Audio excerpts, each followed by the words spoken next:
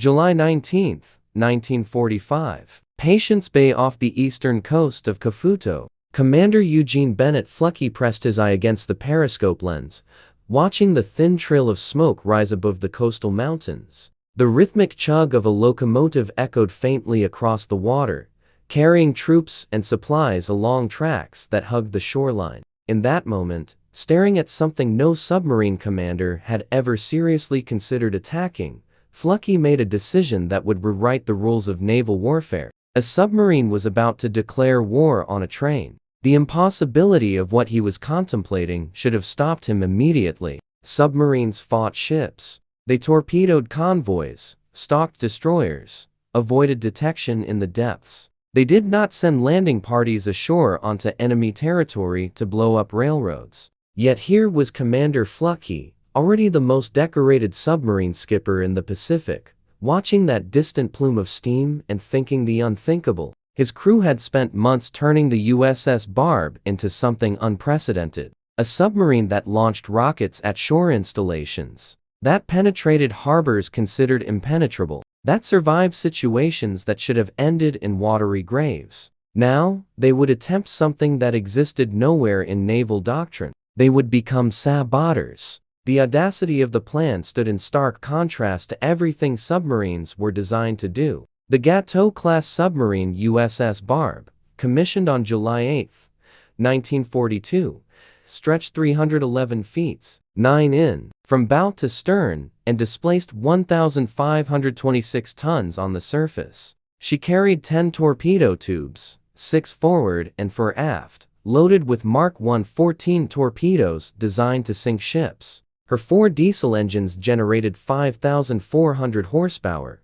pushing her to speeds of 20.25 knots on the surface. Underwater, electric motors drove her through the depths at 8.75 knots. She was built for stealth, for striking from beneath the waves, for disappearing into the ocean's embrace. She was not built to send men paddling through enemy waters in rubber rafts to commit acts of demolition on foreign soil. But Commander Fluckey had never been constrained by what submarines were supposed to do. The journey to this impossible moment had begun 4 years earlier in the shipyards of Groton, Connecticut. The Barb emerged from the Electric Boat Company as one of 77 Gateau submarines that would form the backbone of America's undersea war against Japan. Her early patrols in the Atlantic and Mediterranean proved unremarkable. 5 war patrols spent hunting Axis blockade runners with little success. The submarine force leadership recognized what many crews already knew. The Barb was capable of far more than her record suggested. She needed the right commander. In April 1944, they found him. Eugene Fluckey was born in Washington, D.C. on October 5, 1913, and graduated from the United States Naval Academy on June 6, 1935. Before taking command of the Barb, he had served on surface ships and commanded the submarine SS-42. He attended the Prospective Commanding Officers School in New London, Connecticut, and emerged with the reputation for aggressive thinking that made traditional officers nervous. At 30 years old, assuming command of his second submarine on April 27, 1944, Fluckey brought to the Barb something more dangerous than any weapon: a willingness to treat naval doctrine as suggestions rather than limitations. His crew called him Lucky Fluckey, partly for the seemingly impossible escapes he engineered, partly because serving under him felt like winning a lottery of survival combined with spectacular success. The Barb's first patrol under Fluckey departed Midway Atoll on May 21 Street, 1944, bound for the Sea of Aitsk. Within days, the crew understood they were serving under a different breed of commander. On May 31st, Fluckey attacked and sank the cargo ships Kodo Maru and Madras Maru in a single engagement. 2 days later, he maneuvered the Barb into ice fields to escape depth charge attacks, hiding among pack ice, where no submarine commander had dared venture. On June 11th, he surfaced to engage 2 trawlers with deck guns, then submerged to torpedo and sink the fishing vessels Chahaya Maru and Todan Maru. Hours later, 2 days after that, he expended his last 2 torpedoes to destroy a passenger cargo ship. The Barb returned to Midway on July 5, credited with sinking 15,472 tons of enemy shipping in a single patrol. The crew realized they were no longer just submariners. They were revolutionaries. The transformation accelerated with each subsequent patrol. During the 9th patrol in August 1944, the Barb joined with USS Queenish and USS Tunney to form a wolfback hunting in the South China Sea. On August 31st, they converged on a heavily escorted convoy. While Queenfish led the attack, Fluckey maneuvered the Barb through the chaos, firing torpedoes that struck a tanker and freighter. Hours later, after a bird repeatedly landed on the periscope, obscuring his vision, Fluckey waited patiently until it flew away, then fired 3 torpedoes into the Okunimaru, breaking the freighter in half. Days later, on September 15th through 16th, while racing to rescue Allied prisoners from a torpedoed Japanese transport, the Barb encountered an enemy convoy. Fluckey made a decision that encapsulated his entire philosophy of submarine warfare. Rather than bypassing the convoy to reach the rescue zone, he attacked. 6 torpedoes from the Barb sank the 11,700-ton tanker Isusa. 3 more torpedoes struck the 20,000-ton escort carrier Ano at 0037 hours on September 17th. One of only 4 Japanese carriers sunk by American submarines during the entire war. The carrier sank that morning at approximately 7:55. Then, Fluckey proceeded to the rescue zone, where the Barb's crew pulled 14 British and Australian prisoners from small rafts bobbing in typhoon royal seas. Sailors taking turns diving into dangerous waters to save men who had been shipwrecked for days. But it was the 11th War Patrol, departing Pearl Harbor on December 19, 1944, that would earn Fluckey the Medal of Honor and cement the Barb's reputation as the most dangerous submarine in the Pacific. The patrol began with Fluckey tracking a Japanese convoy working up the Chinese coast. On January 1 Street, 1945, the Barb destroyed several small vessels with gunfire. A week later, on January 8, Fluckey launched a running 2-hour night battle in the Formosa Strait, torpedoing and sinking the ships Shinyo Maru and Sano Maru. After resurfacing, he spotted another target, the passenger ship Ono Maru. 3 torpedoes struck the vessel, triggering an explosion so massive it could be felt 4,000 yards away. Shrapnel from the doomed ship rained from the sky like metal hail. The Barb had struck a Japanese ammunition transport, turning night into day with the force of the detonation. 2 weeks later, in the early morning of January 22 through 23rd, Fluckey made a decision that naval historians would call virtually a suicide mission. He had located more than 30 Japanese merchant ships hiding in Namuon Harbor along the Chinese coast. The harbor was a death trap surrounded by mines, shallow waters, rock obstructions, and patrolling frigates. Naval doctrine dictated that submarines avoid such heavily defended anchorages. Fluckey studied the harbor's geography and announced they were going in. The attack would take place on a moonless night, navigating through uncharted waters in complete darkness, while enemy patrol boats cruised nearby. His crew trusted him completely by this point. They had seen the impossible become routine under his command. The Barb crept into Namcon Harbor in the pre-dawn darkness of January 23 at 402 hours, moving through water so shallow the submarine's keel nearly scraped bottom. Fluckey maneuvered around patrolling warships, positioning the Barb at a range of 3,000 yards from the anchored merchant fleet. The crew calculated their escape route precisely, knowing they would need to exit at full speed through mined waters while under attack. Fluckey gave the order. The Barb fired 10 torpedoes in rapid succession,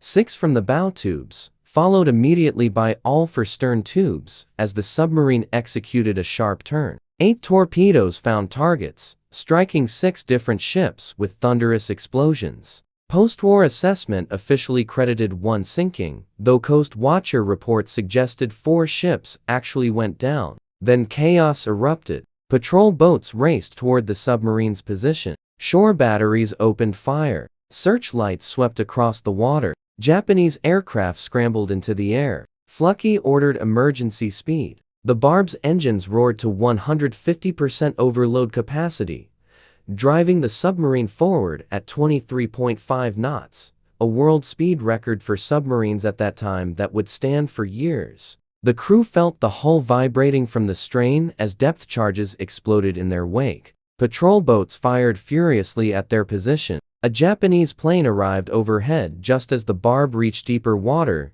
and executed a crash dive. The submarine disappeared beneath the waves with seconds to spare. For this action, for the impossible penetration of Namcon Harbor, and the high-speed escape that defied every prediction of the submarine's capabilities, Eugene Fluckey was awarded the Medal of Honor. The citation praised his conspicuous gallantry and intrepidity at risk of life above and beyond the call of duty. The Barb received a Presidential Unit citation, but Fluckey was not finished revolutionizing submarine warfare. He had one more patrol to command, one more opportunity to prove that submarines could do things no one had imagined. The 12th patrol would become legendary. Before departing Pearl Harbor in June 1945, Fluckey made an unusual requisition. He wanted rocket launchers installed on the Barb's deck. The Navy, accustomed to Fluckey's unconventional requests by this point, agreed. Technicians mounted a 5-inch rocket launcher onto the forward gun mount, capable of elevating to a 45-degree angle. The system could fire 12 Mk-10 spin-stabilized rockets at once, each 4 feet long, carrying a 10-pound explosive warhead, and capable of reaching nearly 3 miles. Commander Eugene Fluckey casually referred to them as ballistic missiles. Though naval doctrine had no classification for submarine-launched rockets at the time, USS Barb departed Pearl Harbor on June 8, carrying 72 rockets and a commanding officer determined to prove that submarines could bombard shore targets without surfacing to use deck guns. The crew had learned to expect the unexpected from Fluckey and wondered what new idea he had in store for this patrol. The Barb reached the Sea of Okhotsk on June 21 and immediately began operations unlike anything seen in submarine warfare. In the early hours of June 22, Fluckey maneuvered the boat to within a mile of the Japanese town of Shari on Hokkaido's coast. The town's 20,000 residents slept peacefully as the submarine surfaced under cover of darkness at 2,300 hours, roughly 5,250 yards offshore. At Fluckey's command, 12 rockets roared from the launcher, arcing toward the town center. They slammed into factories and industrial buildings, causing significant damage, but no major fires. Japanese defenders assumed they were under air attack. By the time they realized what had actually happened, the Barb had already submerged and disappeared. It was the first successful use of rockets by a submarine against shore installations in naval history, but Fluckey's ambitions extended even farther north. Over the next month, Barb waged a relentless harassment campaign along the Karafuto coast, embodying his belief in taking the war directly to the enemy. On July 2, the submarine shelled the garrison on Tani Island with deck guns, destroying buildings and igniting fires. 3 days later, torpedoes from Barb sank the Japanese merchant ship Sapporo Maru outside Odomari Harbor. On July 8, the deck gun sent a small tug to the bottom in La Rao Strait. The attacks continued. Barb strafed sampans, sank trawlers, and launched rocket strikes against the towns of Shikuka on July 3 and Shiritoru soon after. Each operation followed the same deadly pattern: surface under darkness or early morning fog, strike with overwhelming force, then vanish before enemy defenses could react. Japanese forces began referring to the vessel as the ghost submarine, one that appeared without warning and vanished just as quickly. Fluckey was proving that even late in the war, even in waters Japan believed secure, American submarines could operate freely. Then, on July 19, he spotted something through the periscope that sparked an idea bolder than anything he had attempted before. A train was moving along a railway that hugged the eastern coastline of Karafuto. The line connected several towns in southern Sakhalin, transporting troops and supplies to Japanese units preparing for an Allied invasion everyone knew was coming. Fluckey studied the route carefully. In several places, the tracks ran dangerously close to the shore. Train schedules were predictable, and there were stretches of coastline where a submarine could surface without immediately drawing attention. A radical thought took shape, one so unprecedented that no naval manual even contemplated it. What if a submarine didn't just attack ships? What if it put men ashore to sabotage enemy infrastructure? What if USS Barb could sink a train? Reaction aboard the boat ranged from excitement to disbelief. Chief of the boat, Paul Golden Saunders, the most experienced submariner aboard and a veteran of all 12 of Barb's war patrols, volunteered immediately. Electrician's mate Billy R. Hatfield also stepped forward. Drawing on childhood memories of placing walnuts on railroad tracks and watching passing trains crush them, an oddly relevant insight that would prove vital.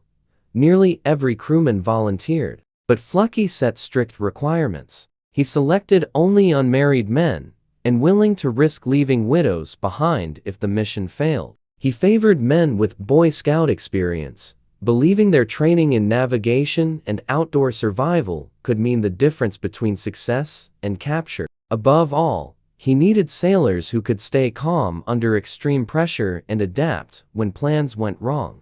From dozens of volunteers, he chose 8 men: Paul G. Saunders, Billy R. Hatfield, Francis Neil Siver, Lawrence W. Newland, Edward W. Klingensmith, James E. Richard, John Marcus, and Lieutenant William M. Walker. The saboteur would need to evade Japanese patrols, find a hiding spot with a clear view of the tracks, wait for a train of unknown schedule, trigger the explosion at precisely the right moment, then escape through hostile territory back to the beach, where the Barb might or might not still be waiting. The probability of capture or death was unacceptably high. Then Billy Hatfield spoke up with a memory from childhood. As a boy growing up along railroad tracks, Hatfield had placed walnuts between the TIs, positioning them so the weight of passing trains would press down on the rails and crack the nuts open. He explained to Fluckey how even the heaviest trains caused rails to sag slightly under their weight,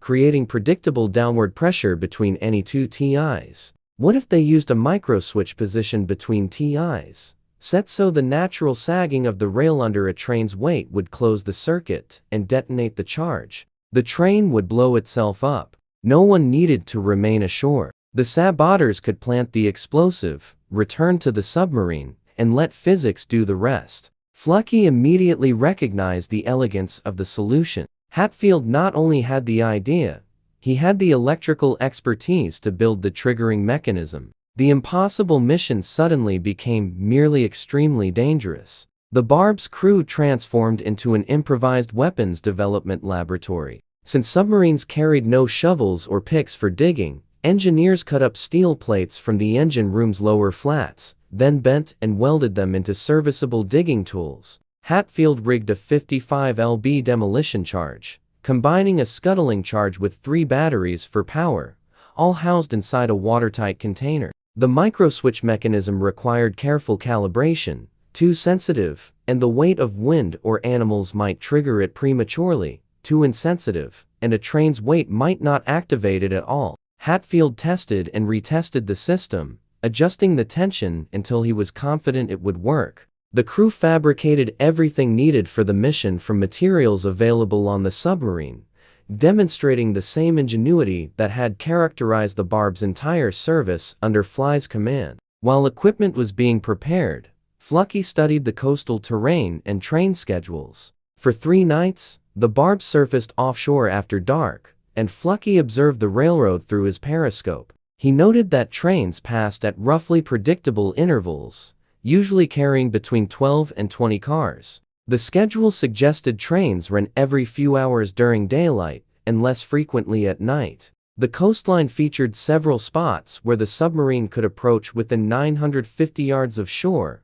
without risking running around. The beach offered a gentle slope from the waterline to the railroad embankment, approximately 400 yards inland. Trees and vegetation provided cover for the approach. The terrain offered escape routes if the saboteurs encountered Japanese patrols. Fluckey selected this location for the landing. Now, they needed weather. The mission required cloud cover to conceal the submarine's approach and the landing party's movements. For 4 days, the crew waited while Fluckey anxiously watched the skies. Clear weather meant postponing the operation, and time was running out. The Barb's 12th patrol was scheduled to end soon, and Fluckey needed to return to Midway by August 2nd. Each day of waiting increased the chances they would have to abandon the mission. Then, on July 22nd, Fluckey noticed cirrus clouds building above the coastal mountains. White stratus clouds began capping the peaks. A weather front was moving in, bringing the cloud cover they needed.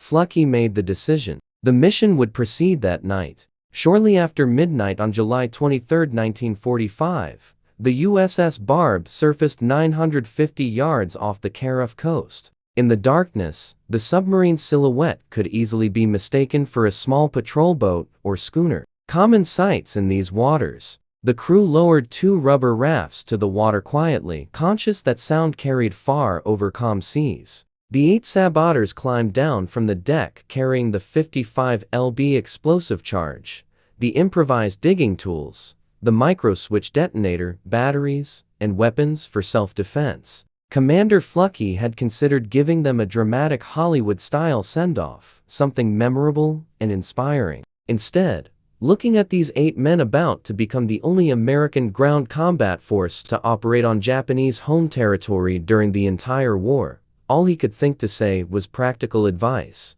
Boys, if you get stuck, head for Siberia, 130 miles north. Follow the mountain ranges. Good luck. The saboteurs paddled silently toward the shore, taking 25 minutes to cover the distance. As they approached the beach, they realized their navigation had been imperfect. Instead of landing on an isolated stretch of coastline, they came ashore with houses visible nearby. Fortunately, no dogs barked, though the sight of human and dog footprints in the sand alerted them that people lived in the area and posed potential danger. They pulled the rafts onto the beach and moved quickly inland, carrying their equipment and weapons. The darkness provided cover, but it also made navigation difficult. They had lost their points of reference during. In the distance, a train whistle pierced the pre-dawn darkness. Through binoculars, the crew spotted a headlight approaching from the north, a locomotive pulling a long string of cars toward the exact spot where Hatfield's micro-switch waited between the TIs.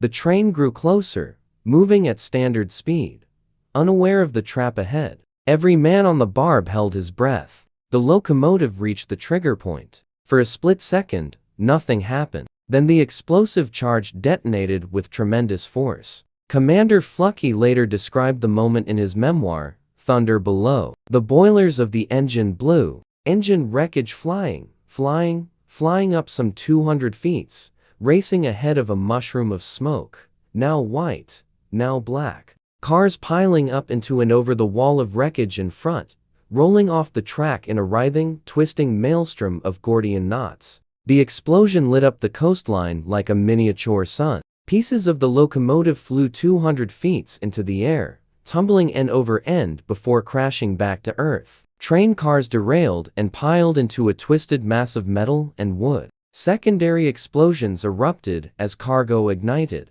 The fireball illuminated the submarine's position clearly enough that any observer on shore could have seen them, but the Japanese were focused entirely on the catastrophic destruction of their train. The saboteurs, still paddling toward the Barb, watched in awe as their improvised device exceeded all expectations. Fluckey grabbed the intercom. All hands below deck, not absolutely needed to maneuver the ship, have permission to come topside. He didn't need to repeat the invitation. Hatches sprang open and sailors poured onto the deck to watch the distant fireworks display. The Barb had accomplished the impossible. A submarine had sunk a train. As the Barb moved away from the coast toward safer waters, the magnitude of what they had achieved began to sink in. This was not just an unusual military action. It was the only ground combat operation conducted by American forces on Japanese home territory during the entire Second World War. Kafuto, the southern portion of Sakhalin Island,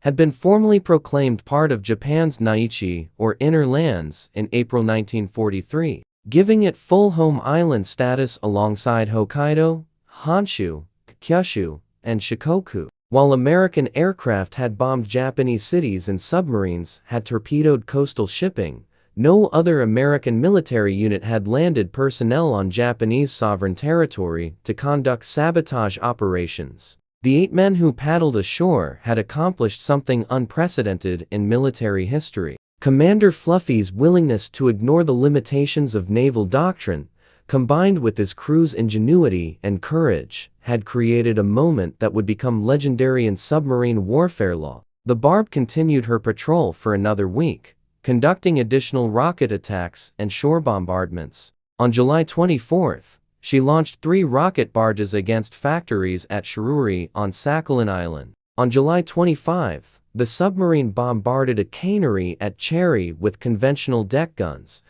then conducted her final rocket attack against factories at Kashiho. On July 26th, the Barb attacked Shiboro on Kuniro Island, destroying a lumber mill and samp yard. She rammed and sank a trawler after setting it on fire, then captured 3 more Japanese prisoners. The aggressive campaign demonstrated that even in the final weeks of the war, American submarines remained offensive weapons capable of striking at will along Japan's coastline. The Barb arrived at Midway Atoll on August 10, 1945. Her 12th war patrol concluded. The submarine had endured approximately 400 shells, bombs, and depth charges during her last 5 patrols under Fluckey's command, surviving narrow escapes that should have resulted in her loss. Yet she returned without a single casualty. Not one member of her crew had received a Purple Heart for wounds suffered in combat during any of her patrols. Commander Fluckey was awarded his 4th Navy Cross for the 12th patrol,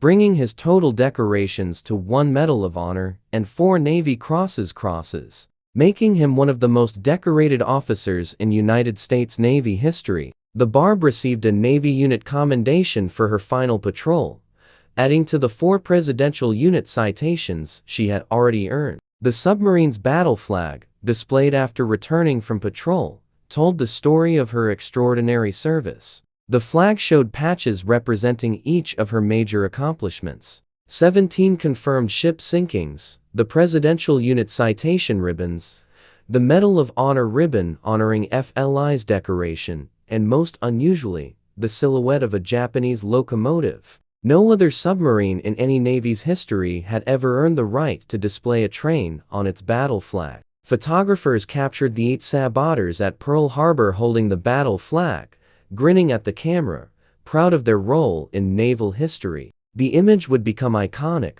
representing not just one mission, but the entire philosophy of aggressive innovation that characterized submarine warfare in the Pacific. The statistics of the Barb service under Commander Fluckey established records that demonstrated what was possible when tactical innovation combined with technical excellence and crew dedication. During the 5 patrols Fluckey commanded from May 1944 to August 1945, the Barb was officially credited with sinking 17 enemy vessels totaling 96,628 tons. According to the Joint Army-Navy Assessment Committee's post-war evaluation, this included the escort carrier Ano, one of only 4 Japanese carriers sunk by American submarines during the entire war, along with numerous cargo ships, tankers, and patrol vessels. The tonnage total ranked Fluckey among the top submarine captains in terms of enemy shipping destroyed.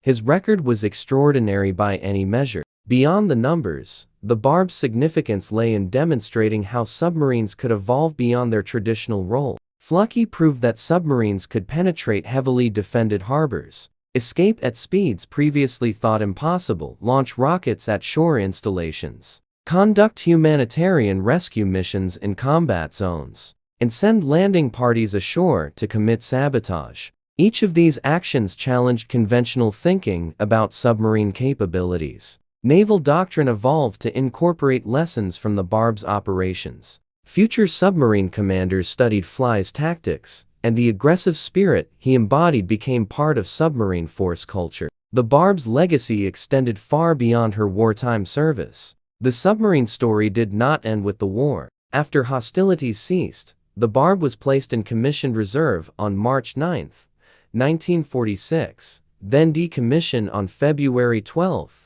1947, at New London, Connecticut. She was recommissioned on December 3, 1951, and assigned to the Atlantic Fleet, operating out of Key West, Florida. After being decommissioned again on February 5, 1954, she underwent guppy conversion, the greater underwater propulsion power program that modernized World War II submarines with streamlined hulls and snorkels for extended underwater operations. She was recommissioned on August 3, 1954, for final service, before being decommissioned permanently on December 13, 1954. Under the Mutual Defense Assistance Program, the Barb was loaned to Italy and renamed Enrico Tazzulli, serving the Italian Navy until 1972, when she was sold for scrap for approximately $100,000. Admiral Fluckey later noted that had the crew known of the sale, they would have purchased the submarine themselves and brought her back to the United States to serve as a museum ship,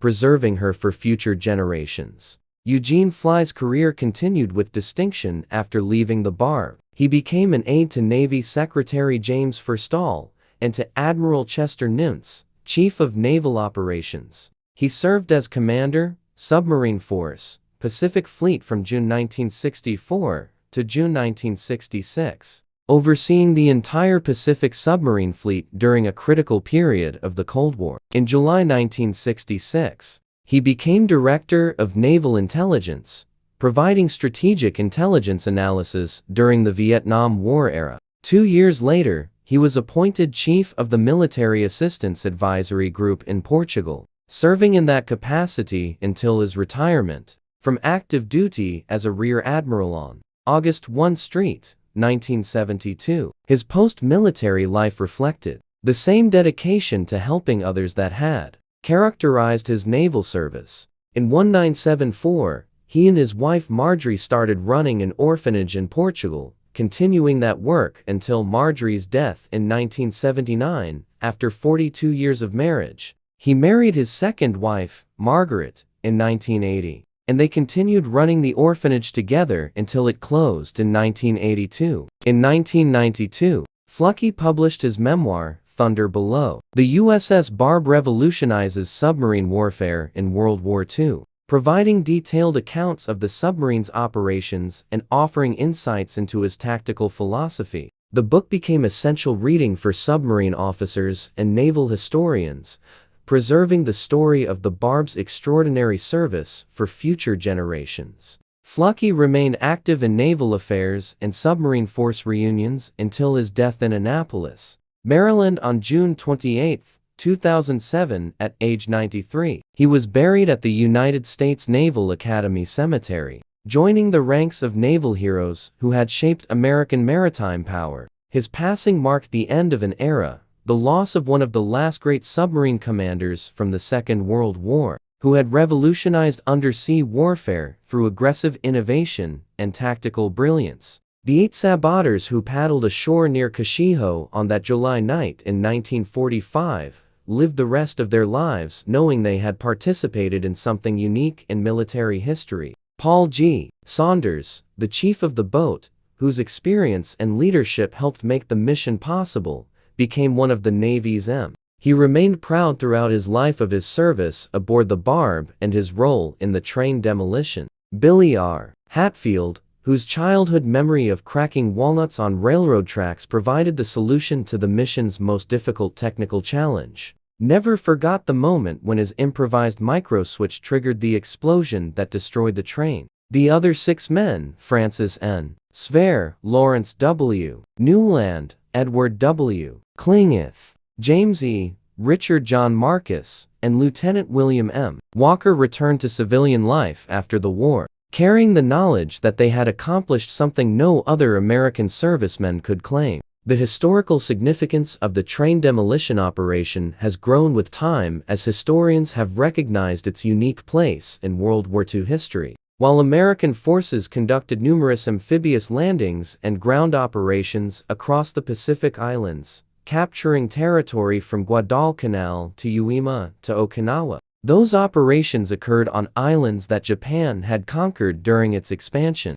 The Japanese home islands remained inviolate to ground operations throughout the war, with one exception. 8 men from the USS Barb paddled ashore onto Kafuto, which Japan considered an integral part of its homeland, planted explosives, and successfully destroyed enemy infrastructure before escaping. The operation demonstrated that even Japan's home territory was vulnerable to American military action, undermining the psychological assumption that the homeland remained secure. The strategic impact of the operation was primarily psychological rather than material. Destroying one train, even with its cargo and passengers, did not significantly affect Japan's ability to wage war in July 1945. By that point, American bombing campaigns had devastated Japanese cities, destroyed much of the nation's industrial capacity, and severed maritime supply lines. The Japanese military was preparing for what they expected would be a massive Allied invasion of the home islands, planning to use every available resource, including civilian militia, to resist the landing forces. One demolished train barely registered in the larger strategic picture, but the symbolic impact was profound. If American submarines could send landing parties ashore to blow up trains, what else might they do? If the coastline was vulnerable to sabotage, how many troops would Japan need to dedicate to coastal defense rather than preparing for the expected invasion? The operation succeeded in creating uncertainty and forcing Japanese commanders to consider threats they had previously dismissed as impossible. The timing of the operation, occurring just weeks before Japan's surrender, has led some historians to question whether it was necessary. The atomic bombings of Hiroshima on August 6 and Nagasaki on August 9, combined with the Soviet Union's declaration of war and invasion of Manchuria, forced Japan's surrender on August 15,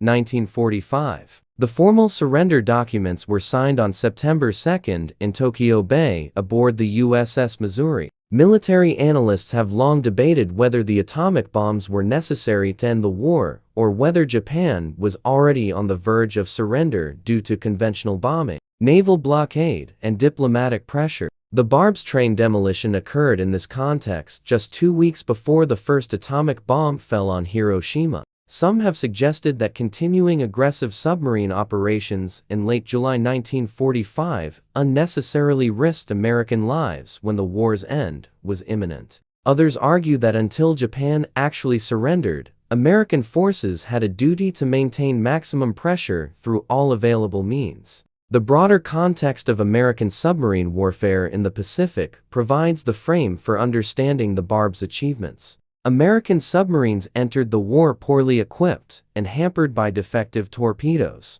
The Mark I 14 torpedo, which equipped most submarines in 1941 and 1942, suffered from multiple serious problems. The magnetic exploder often detonated prematurely or failed to detonate at all. The contact exploder frequently failed to trigger upon impact. The torpedoes ran deeper than set depth, passing harmlessly beneath their targets. These defects were not fully corrected until late 1943, costing American submariners countless lost opportunities and putting them at severe risk as they pressed attacks that should have sunk enemy ships, but resulted only in revealing their positions. Despite these handicaps, American submarines gradually strangled Japan's economy by sinking the merchant vessels that transported raw materials and finished goods between Japan and its conquered territories. The statistics of American submarine warfare demonstrate the decisive impact of undersea operations on Japan's ability to wage war.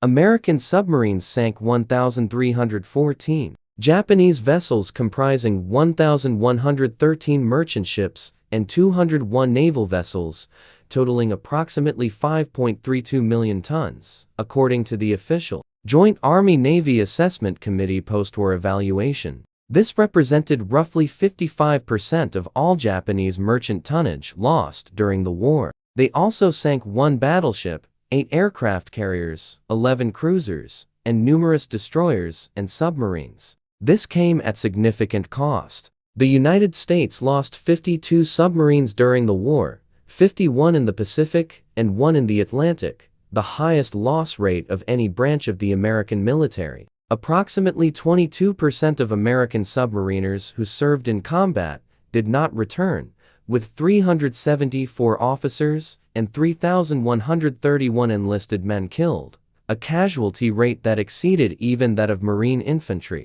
The men who volunteered for submarine duty knew they faced extraordinary dangers in a branch of service where there was no such thing as a minor accident. A submarine could be lost with all hands due to equipment failure, enemy action, or simple miscalculation, and recovery of remains was usually impossible. The cultural impact of the Barb's train demolition has persisted in American naval tradition and popular culture. The story has been retold in countless books, articles, and documentaries about submarine warfare. It appears in Naval Academy curricula as an example of tactical innovation. The image of the battle flag with the train silhouette has become iconic, representing the spirit of aggressive action that characterized the American submarine force in the Pacific. In reunions and ceremonies, surviving crew members of the Barb have been honored for their service, particularly the 8 saboteurs who conducted the only ground combat operation on Japanese home territory.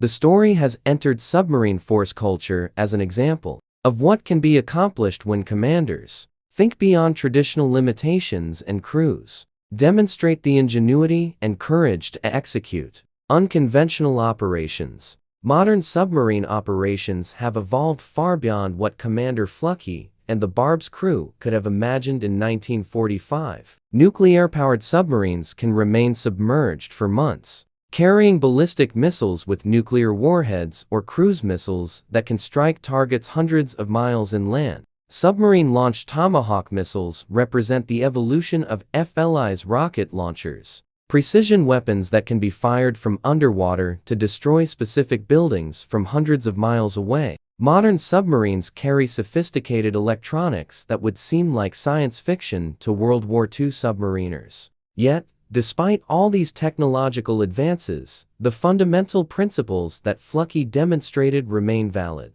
Aggressive action, tactical innovation, crew excellence, and willingness to attempt operations beyond conventional doctrine continue to characterize the most successful submarine operations. The spirit of the Barb lives on in every submarine that pushes the boundaries of what is considered possible. The fate of the 8 saboteurs and the other crew members of the Barb after the war reflected the experiences of millions of American servicemen who returned to civilian life. They had witnessed and participated in events of extraordinary historical significance. Yet most resumed normal lives, raised families, pursued careers, and rarely spoke about their wartime service except with fellow veterans who understood. The heroism and innovation that characterized their service aboard the Barb did not translate easily to civilian contexts. How do you explain to someone who has never served on a submarine what it feels like to navigate through a mined harbor at night, knowing that one wrong calculation means death for everyone aboard?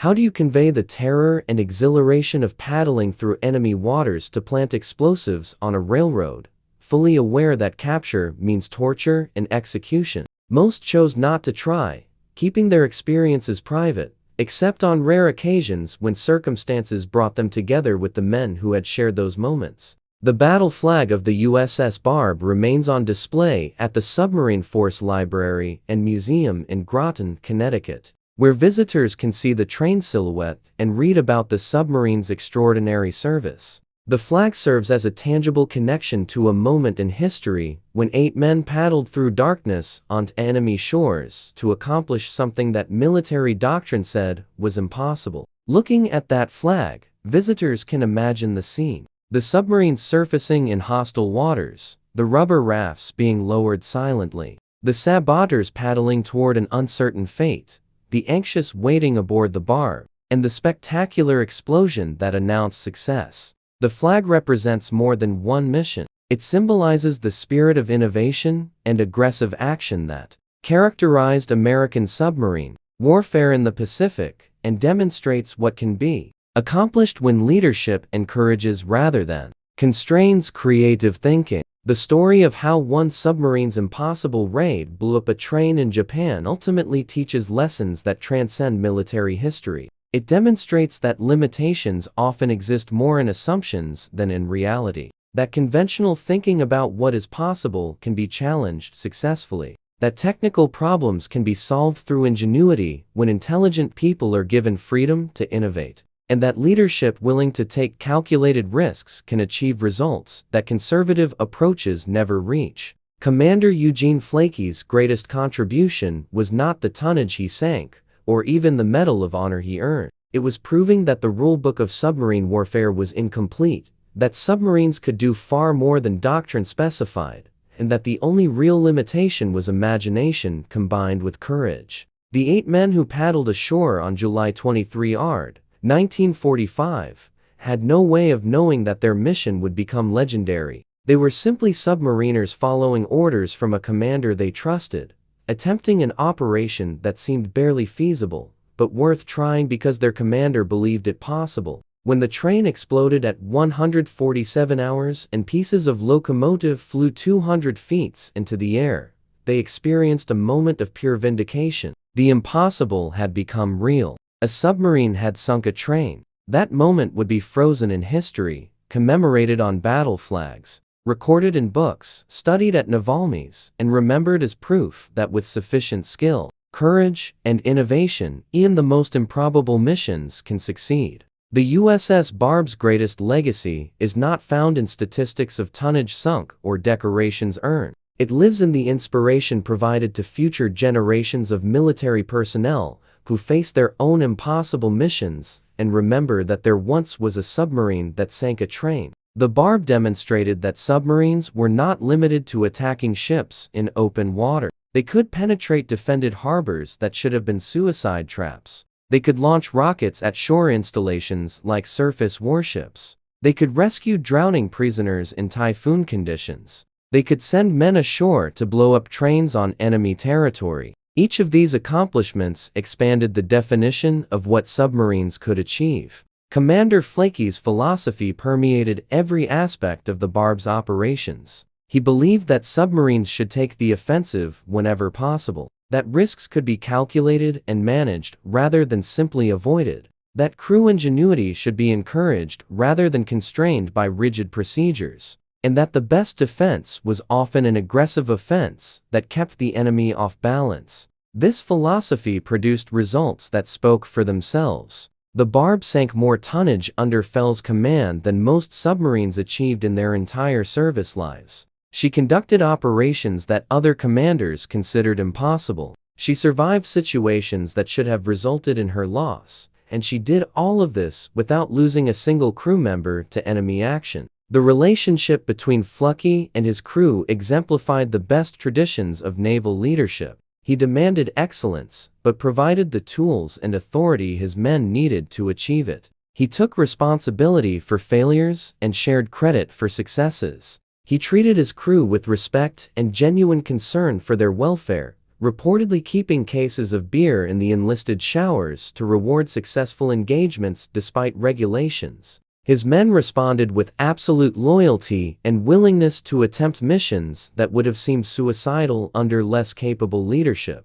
They trusted Fluckey because he had proven repeatedly that his unconventional tactics worked, that his calculations of risk were accurate, and that he would get them home safely. The technical innovations that made the train demolition possible reflected the same creative problem-solving that characterized all of the Barb's operations. Faced with the need for digging tools, the crew fabricated them from steel plates. Confronted with the challenge of detonating an explosive without leaving someone ashore, Billy Hatfield remembered childhood experiences and adapted them into a functional trigger mechanism. Required to test and calibrate sensitive equipment with limited resources, the crew worked through multiple iterations until they achieved the precise sensitivity needed. These solutions came not from following established procedures, but from intelligent men given the freedom to innovate and the confidence that their ideas would be seriously considered. The train mission also demonstrated the importance of patience and timing in military operations.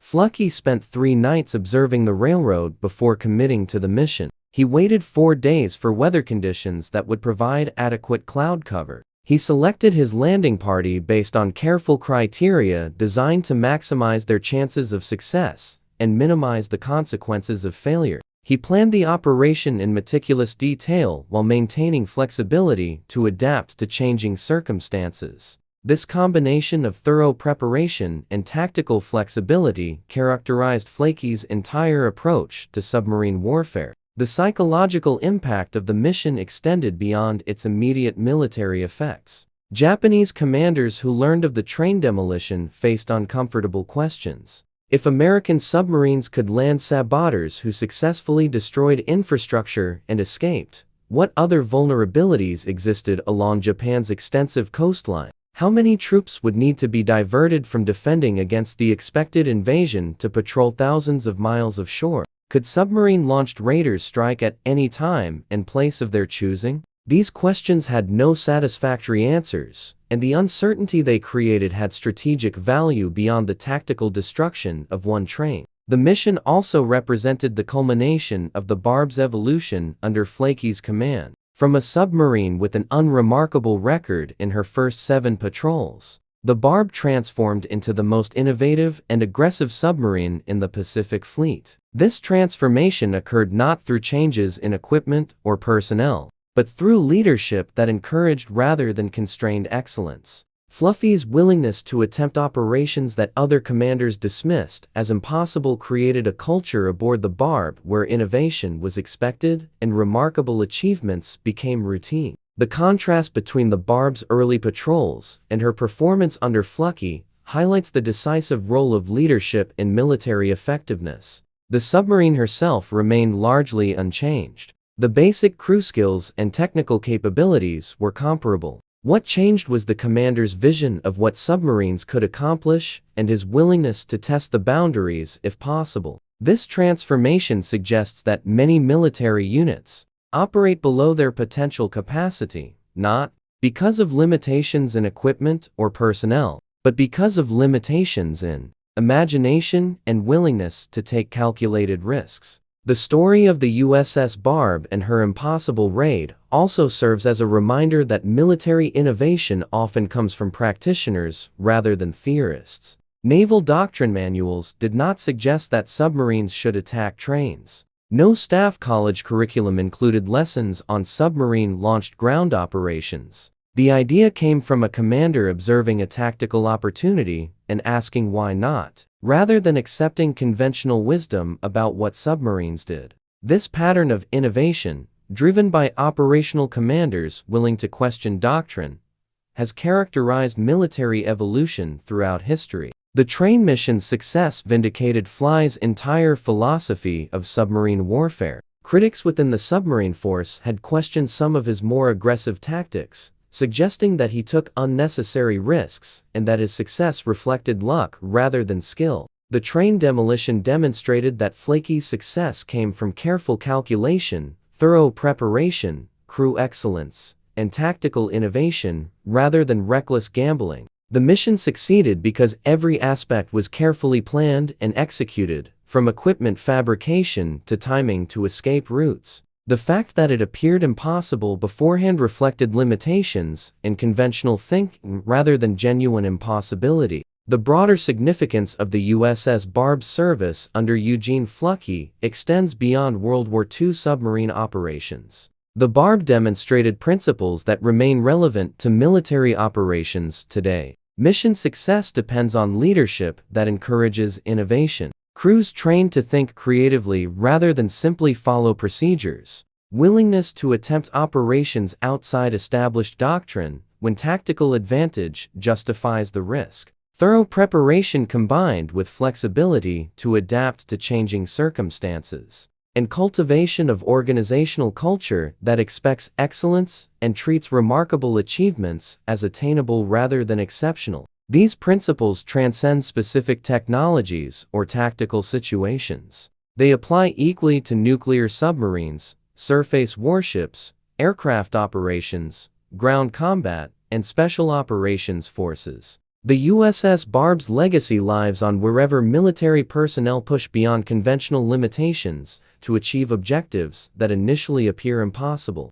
Every successful special operations mission, every innovative tactical solution, every commander who questions whether doctrine adequately addresses the current situation reflects the spirit that Eugene Fluckey brought to submarine warfare in 1944 and 1945. The story of the submarine that sank a train remains compelling decades after the event because it captures fundamental truths about human capability and achievement. When people work together toward a common goal, when leadership encourages rather than constrains creativity, when technical problems are viewed as challenges to overcome rather than insurmountable obstacles, remarkable things become possible. The 8 men who paddled ashore onto enemy territory and successfully destroyed a train proved that courage, ingenuity, and determination can accomplish missions that appear impossible beforehand. The USS Barb returned from her 12th war patrol, having revolutionized submarine warfare in ways that would influence naval operations for decades. She proved that submarines could successfully employ rockets against shore installations, a capability that evolved into modern submarine-launched cruise missiles. She demonstrated that submarines could penetrate heavily defended anchorages that should have been death traps, validating aggressive tactics that would be studied and emulated by future submarine commanders. She showed that submarines could conduct humanitarian rescue operations in combat zones, setting precedents for submarine involvement in rescue and recovery missions. And she proved that submarines could send landing parties ashore to conduct sabotage operations, expanding the definition of submarine warfare beyond attacking ships at sea. Each of these innovations challenged existing doctrine and required convincing skeptical superior officers that unconventional operations were worth attempting. Fluffy's success in achieving approval for his most audacious operations reflected his credibility, earned through consistent success, his ability to articulate clear tactical rationale for unconventional approaches, his demonstrated skill in calculating and managing risk, and his track record of bringing his crew home safely despite conducting operations other commanders considered suicidal. This credibility gave him latitude to attempt missions that would have been denied to less proven commanders. The relationship between innovation and credibility in military organizations deserves emphasis. New approaches and unconventional tactics face inherent skepticism in organizations built on tradition and proven procedures. Innovators must establish credibility through consistent success before they gain authority to attempt truly revolutionary operations. Fluckey's progression from competent submarine commander to revolutionary tactical innovator followed this pattern. His early successes with relatively conventional operations established his credibility. That credibility then provided latitude to attempt more aggressive tactics, which generated additional success that further enhanced his credibility. This positive feedback loop culminated in approval for operations like the train demolition that would have been rejected if proposed by commanders with less established track records. The final assessment of the USS Barb's service under Eugene Fluckey must acknowledge both the remarkable achievements and their context within the larger Pacific submarine campaign. The Barb was one of approximately 250 submarines that served in the Pacific during World War II. While her record was extraordinary, many other submarines also achieved impressive results through aggressive action and tactical skill. The difference was degree rather than kind. What made the Barb exceptional was the consistency of excellence across multiple patrols, the variety of tactical innovations successfully employed, and the symbolic significance of operations like the train demolition that captured public imagination. Yet, the Barb's achievements also reflected advantages that many submarines lacked. She served late enough in the war to benefit from corrected torpedoes, improved radar and electronics, refined tactics based on 3 years of combat experience, and degraded Japanese anti-submarine capabilities as their navy suffered progressive attrition. Earlier submarines fought with defective torpedoes against a more capable enemy. The Barb's record, while exceptional, was built on foundations laid by submarines that achieved less spectacular results while fighting under more difficult conditions. This context does not diminish the Barb's achievements, but rather places them in proper perspective. The submarine's success reflected the combination of Eugene Fluckey's tactical genius, exceptional crew performance, technological improvements, refined doctrine, and favorable strategic circumstances. Remove any of these elements, and the results would have been different. The Barb story is not just about one brilliant commander or one exceptional crew, but about the entire system of submarine warfare as it evolved to decisive effectiveness by 1945. The enduring fascination with the USS Barb and her impossible raid on a Japanese train speaks to universal themes that transcend military history. People are drawn to stories of underdogs achieving unlikely victories, of creative problem-solving overcoming seemingly insurmountable obstacles, of courage and determination succeeding against long odds, and of teams working together to accomplish missions that individuals could never achieve alone. The Barb story contains all these elements wrapped in the dramatic context of submarine warfare during history's largest and most destructive conflict. The image of 8 men paddling through darkness toward enemy shores, carrying improvised explosives to attack a target no submarine had ever considered engaging, captures imagination in ways that statistics about tonnage sunk cannot match. The human element of the story, the fear they must have felt, the ingenuity required to solve technical challenges, the split-second decision to hide rather than abort when the first train passed, the relief when the explosion confirmed their success makes the story compelling and memorable. These men were not superhuman warriors, but ordinary sailors placed in extraordinary circumstances, who rose to meet challenges through courage, skill, and teamwork. The USS Barb's legacy endures in the submarine force culture that values aggressive action, tactical innovation, calculated risk-taking, and crew excellence. Every submarine commanding officer who faces a tactical decision must choose between conservative safety and aggressive action that involves risk but offers greater potential reward. The Barb story reminds them that the greatest achievements in submarine warfare have come from commanders willing to attempt operations that initially appeared impossible.